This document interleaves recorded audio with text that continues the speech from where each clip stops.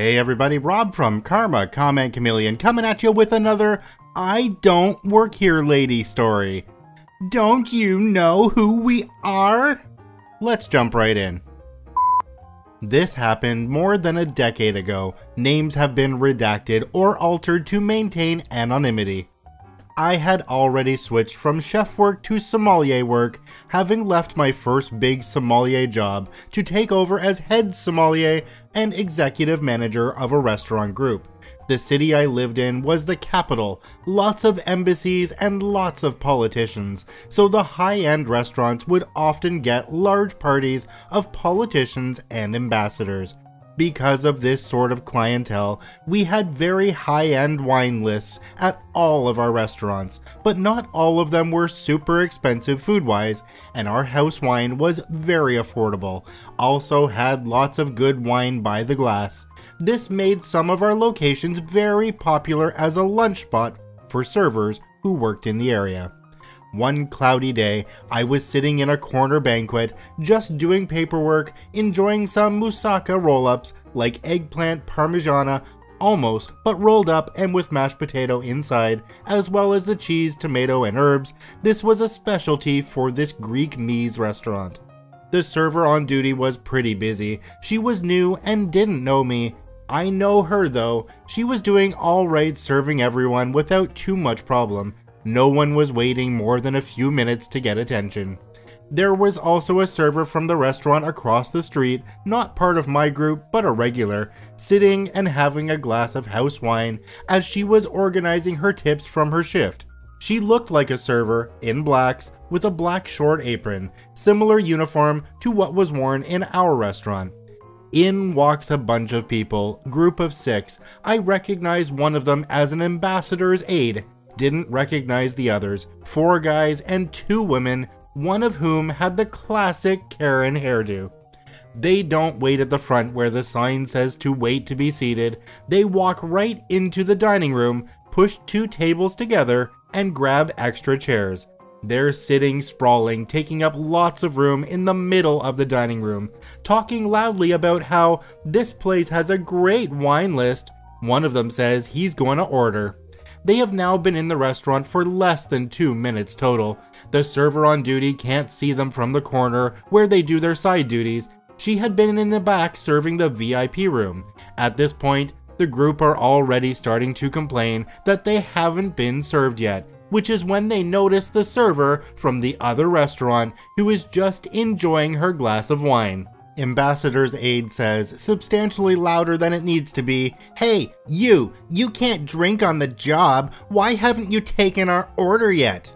Karen hairdo, not at all under her breath, "I can't believe how unprofessional that girl is." Then to the girl, "We'll have you fired for this. Do you know who we are?" This is an outrage. Not our server girl. "Oh, sorry, I don't work here. I work at a different restaurant. I'm sure a server will be here to take your order soon." Karen hairdo says, "Don't you give us that bullshit, you lazy good-for-nothing," incoherent mumbles. At this point, I'm already not liking where this is going, but I decide to wait a minute to see how the new server handles it. She has arrived with her customer service smile plastered across her face. Actual server says, "Pardon me, I'm Mandy and will be your server for the day. Can I take your order?"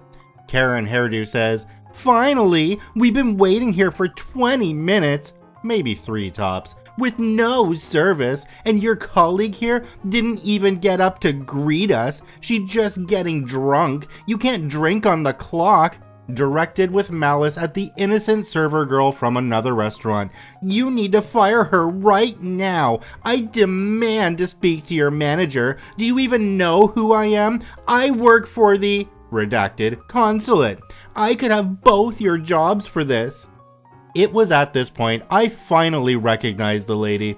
She was a receptionist for the consulate where she worked. I had seen her a year and a bit prior when she came with a large group for their office Christmas party. I could have stepped in at this point, but I was curious how the new server, Mandy, would handle this. Mandy, in an apologetic tone, "I'm so sorry, but I didn't see you arrive. Normally people wait to be seated as the sign asks, so I couldn't see you all sitting here. Please don't badger our guests though. That lady doesn't work here and is a paying customer. I believe she works at another restaurant down the street." Karen Hairdo cuts her off. "Don't you dare lie to me, you little," redacted racial slur. "I eat liars like you for breakfast." Rest of the six are egging Karen Hairdo on at this point, and I can clearly see this may be escalating beyond what the server can handle. So I text the owner's son who lives upstairs. He is also a part owner in the group and sometimes does some managing of this location.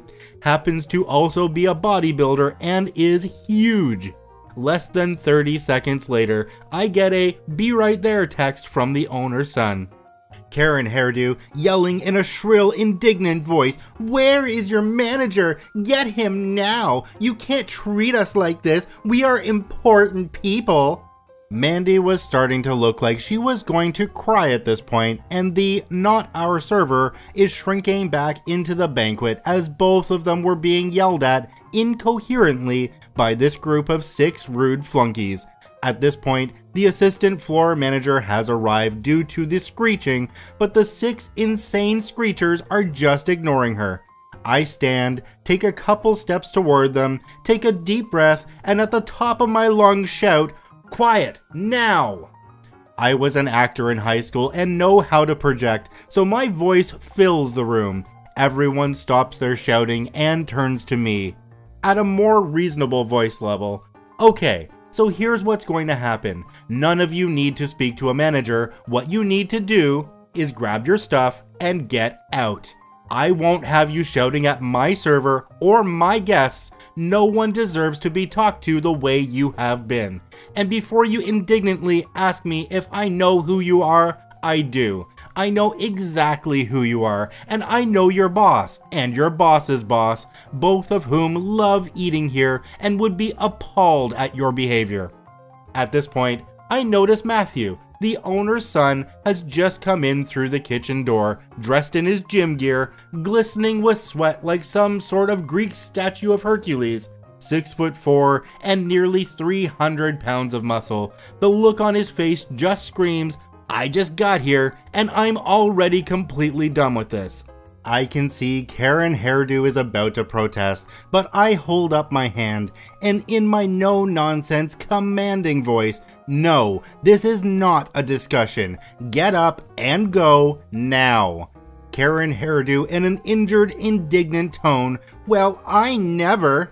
Me, matter-of-factly, "And you never will again. You can consider yourselves banned from this establishment." Matthew, owner's son and part owner, rather louder than he really needed to be, "Get out of my restaurant and don't even think of coming back. You're all going on the blacklist."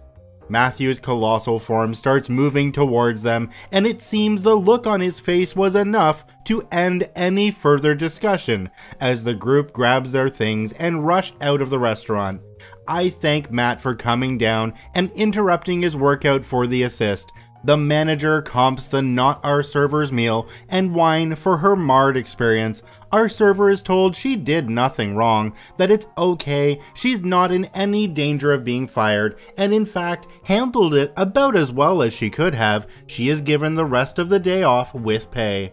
The group each have a headshot pulled from security cams and are added to our digital blacklist, but it doesn't end there. I call the consulate and talk with the ambassador, who is appalled by the behavior of his staff, all of whom arrive back at the consulate that day to find they have been fired for attempting to use their job to bully others.